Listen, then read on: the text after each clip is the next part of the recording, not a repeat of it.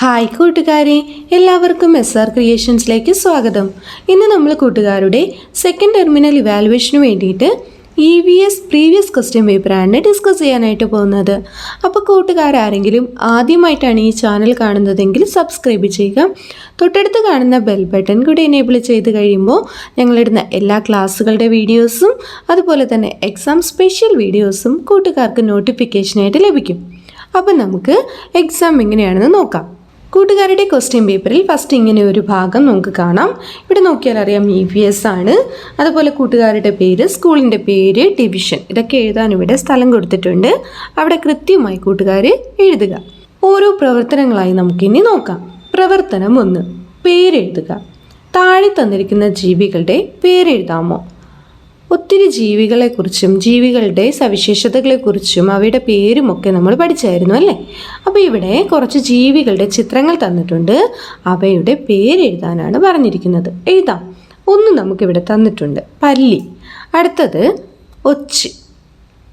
അടുത്തതോ ഉറുമ്പ്. അടുത്തത് ഉപ്പൻ. അടുത്തത് പൂരം. അടുത്ത് വവ്വാൽ. അടുത്ത് കീരി. അടുത്തതോ അട്ട. അപ്പം നമുക്ക് ഇതുപോലെ ജീവികളുടെയോ പക്ഷികളുടെയോ ഒക്കെ പേരെഴുതാൻ ചോദിച്ചാൽ കൂട്ടുകാർ തെറ്റാതെ എഴുതണം കേട്ടോ. അടുത്ത് നോക്കിയേ, പ്രവർത്തനം 2, ജീവികളുടെ സഞ്ചാര രീതി. നമ്മൾ പഠിച്ച ഒരു ഭാഗമാണല്ലേ. അടുത്ത് നോക്കിയേ, പ്രവർത്തനം 2, ജീവികളുടെ സഞ്ചാര രീതി. താഴെ തന്നിരിക്കുന്ന ജീവികളുടെ സഞ്ചാര രീതി, സവിശേഷത എന്നിവ പട്ടികപ്പെടുത്താമോ? കൂട്ടുകാരെ, നമ്മൾ പാഠം പഠിച്ചപ്പോൾ ജീവികളുടെ സഞ്ചാര രീതി എങ്ങനെയാണെന്നും അവയുടെ സവിശേഷതകൾ എന്തൊക്കെയാണെന്നും പഠിച്ചു അല്ലേ? ഇവിടെ ചില ജീവികളുടെ ചിത്രങ്ങൾ കൊടുത്തിട്ടുണ്ട്. അവയുടെ ശരീരത്തിൻ്റെ സവിശേഷതയും സഞ്ചാര രീതിയും എങ്ങനെയാണെന്ന് കൂട്ടുകാരൊന്ന് എഴുതിക്കോളൂ. എഴുതാം. കുതിര, അതിൻ്റെ സവിശേഷതയും സഞ്ചാര രീതിയും ഇവിടെ തന്നിട്ടുണ്ട്. അടുത്തതോ പാമ്പ്. എഴുതിക്കോളൂ. വഴുക്കലുള്ള ശരീരമാണ്. സഞ്ചാര രീതി എങ്ങനെയാണ്? ഇഴഞ്ഞാണ് പോകുന്നത്. അടുത്ത് പ്രാവ്. പ്രാവിൻ്റെ ശരീരത്തിൻ്റെ സവിശേഷത ഭാരം കുറവാണ്, ചിറകുകളുമുണ്ട്. സഞ്ചാര രീതിയോ? നടക്കുകയും ചെയ്യും, അവ പറക്കുകയും ചെയ്യും. അടുത്തത് നോക്കിയേ, മീനാണല്ലേ, മത്സ്യം. മത്സ്യത്തിൻ്റെ ശരീരത്തിൻ്റെ സവിശേഷത എന്താണ്?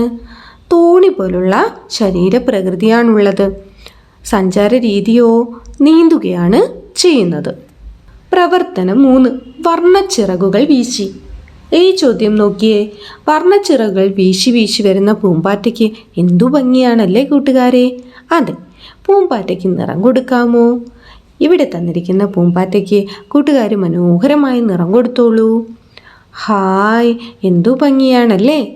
അതെ. അടുത്ത് നോക്കിയേ, ജീവിതചക്രത്തിൽ പൂമ്പാറ്റയ്ക്ക് 4 ഘട്ടങ്ങളാണുള്ളത്. അവ ചിത്രം നോക്കി എഴുതാമോ? എഴുതിക്കോളൂ. ഒന്നാമത് കാണുന്നത് ശലഭമായി വിരിഞ്ഞിരിക്കുന്ന പൂമ്പാറ്റയാണ്. എഴുതിക്കോളൂ, പൂമ്പാറ്റ. അടുത്തതോ പുഴുവാണല്ലേ? അതെ. അടുത്തതോ പ്യൂപ്പ. എഴുതിക്കോളൂ. ആദ്യത്തെ എന്താ? ലാസ്റ്റത്തെ എന്താ കൂട്ടുകാരെ? മുട്ടകളാണല്ലേ. മുട്ടയിൽ നിന്ന് പുഴു ഉണ്ടാകുന്നു. പുഴു എന്ത് ചെയ്യുന്നു? പ്യൂപ്പയായി മാറുന്നു. പ്യൂപ്പ പൂമ്പാറ്റയായി പറന്നുയരുന്നു. സി ചോദ്യം, ഈ പൂമ്പാറ്റയുടെ പേരെഴുതാമോ കൂട്ടുകാരെ? നമ്മുടെ പാഠപുസ്തകത്തിൽ ഇതേപോലെ തന്നെ ഈ ഒരു ചിത്രം കണ്ട് നമ്മൾ പഠിച്ച ഒരു പൂമ്പാറ്റയാണ്. അറിയാമോ? അറിയാമല്ലേ? എഴുതിക്കോളൂ. എന്താ പേര്? മഞ്ഞപ്പാപ്പാത്തി. പ്രവർത്തനം 4, സസ്യഭാഗങ്ങളുടെ പേരെഴുതുക. ഈ ചോദ്യം, ഒരു സസ്യം വരച്ച് ഭാഗങ്ങൾ അടയാളപ്പെടുത്താമോ? നോക്കാം. സസ്യങ്ങളുടെ ഭാഗങ്ങൾ എഴുതിക്കോളൂ. ഇല, പൂവ്, ഫലം, തണ്ട്, വേര്. ബി ചോദ്യം, ഇലകൾക്ക് പച്ച നിറം നൽകുന്ന വർണ്ണവസ്തു ഏതാണ് കൂട്ടുകാരെ? ഹരിതകം. എഴുതിക്കോളൂ. സി ചോദ്യം, സസ്യങ്ങൾ ആഹാരം പാചകം ചെയ്യുന്നത് എവിടെ വച്ചിട്ടാണ്? എഴുതിക്കോളൂ. ഇലകളിൽ വച്ചിട്ടാണ്. ഡി ചോദ്യം, സസ്യങ്ങൾ ജലം വലിച്ചെടുക്കുന്നത് ഏത് ഭാഗത്തിലൂടെയാണ്? ഉത്തരം എഴുതാം. വേര്. വേരിലൂടെയാണ് സസ്യങ്ങൾ ജലം വലിച്ചെടുക്കുന്നത്. അടുത്ത് നോക്കി, പ്രവർത്തനം 5, തരംതിരിക്കാമോ? സഞ്ചാര രീതിയുടെ അടിസ്ഥാനത്തിൽ ജീവികളെ തരംതിരിച്ചെഴുതാനാണ് പറഞ്ഞിരിക്കുന്നത്. എഴുതാം. നടക്കുന്നവ, ഇഴയുന്നവ, പറക്കുന്നവ, നീന്തുന്നവ.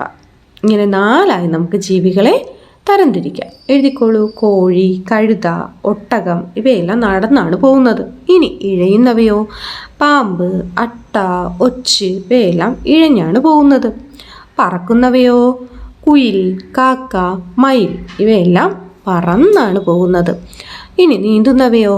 മീൻ, താറാവ്, തവള ഇവയെല്ലാം നീന്താറുണ്ട്.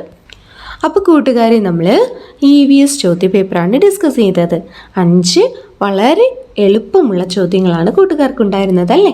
അതെ. അപ്പോൾ കൂട്ടുകാർ പാഠങ്ങളൊക്കെ നന്നായി പഠിച്ചതിന് ശേഷം എക്സാം അറ്റൻഡ് ചെയ്യുക കേട്ടോ. അപ്പോൾ കൂട്ടുകാർക്ക് ക്ലാസ്സുകൾ ഇഷ്ടമായെങ്കിൽ ലൈക്ക് ചെയ്യുക, നിങ്ങളുടെ ഫ്രണ്ട്സിന് കൂടെ ഷെയർ ചെയ്ത് കൊടുക്കുക.